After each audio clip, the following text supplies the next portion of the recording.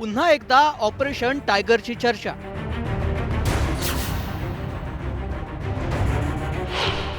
ठाकरेंचे 7 खासदार शिंदेंच्या संपर्कात.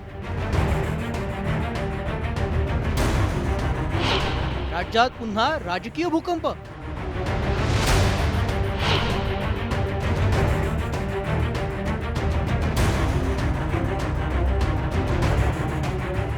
राज्याच्या राजकारणात पुन्हा एकदा शिवसेनेच्या ऑपरेशन टायगरची चर्चा सुरू झाली आहे. राज्याचे उपमुख्यमंत्री एकनाथ शिंदे काही दिवसांपूर्वी दिल्ली दौऱ्यावर होते.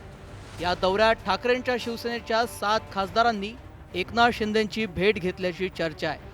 विशेष म्हणजे आपल्या खासदारांना गळाला लावण्याचे प्रयत्न सुरू असल्याचा आरोप ठाकरेंच्या पक्षाचे माजी खासदार विनायक राऊतांनी केलाय. ह्या वावड्या मागच्या 2 महिन्यापासून उठवल्या जात आहेत गद्दार गटांकडून. पण आमची खात्री आहे की शिवसेना उद्धव बाळासाहेब ठाकरे पक्षाचे जे खासदार आहेत ते मातोश्रीशी एकनिष्ठ आहेत. माननीय उद्धवजी ठाकरेंबरोबर त्यांची बैठक सुद्धा झालेली आहे. सर्वांनी कबूल केलेलं आहे की आमच्याकडे आमिष अशा पद्धतीची दाखवली जातात, पण आम्ही कोणी त्या आमिषाला बळी पडणार नाही. 2024 मध्ये झालेल्या लोकसभा निवडणुकीत ठाकरेंच्या पक्षाचे 9 खासदार विजयी झाले होते.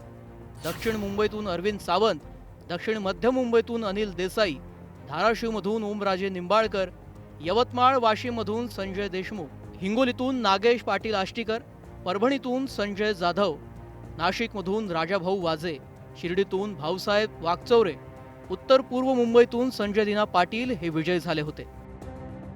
दरम्यान काही दिवसांपूर्वी शिर्डीत झालेल्या ठाकरेंच्या पक्षाच्या मेळाव्याला खासदार भाऊसाहेब वागचौरेंनी दांडी मारली होती.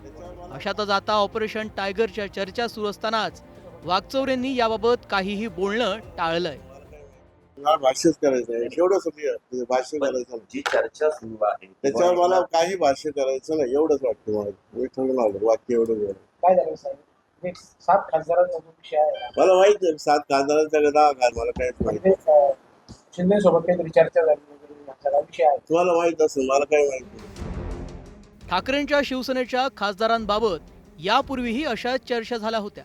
विशेष म्हणजे एप्रिल महिन्यात शिवसेनेचे केंद्रीय मंत्री प्रतापराव जाधवांनी आयोजित केलेल्या स्नेहभोजनाला खासदार नागेश आष्टीकर आणि खासदार संजय देशमुखांनी हजेरी लावली.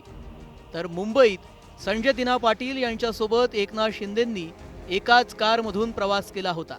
या सर्व घटनांच्या चर्चांमुळे आता या जवळकीला बळ मिळालंय. अशातच ठाकरेंच्या शिवसेनेनं आपले खासदार कुणाच्याही संपर्कात नसल्याचा दावा केलाय. कोणीही कुठे जात नाही. ज्यांना जायचं ते गेले.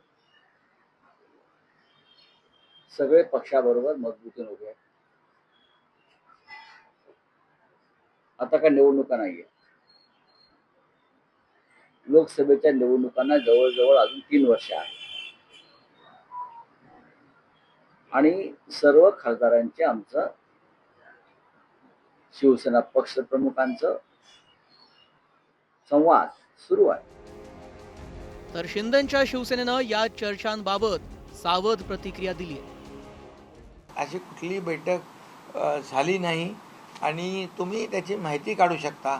तुम्ही सगळे या बातम्या तुम्ही मीडियाच्या माध्यमातून या सर्व बातम्यांचे बातम्या दाखवल्या जातात. प्रश्नही त्याच्यात तुमच्याकडून येतात, उत्तरही तुमच्याकडून येतात. आणि मी आलो दिल्लीला की गुप्त बैठक झाली, गुप्त बैठक होणार आहे. आता मी गुप्त काही करतच नाही.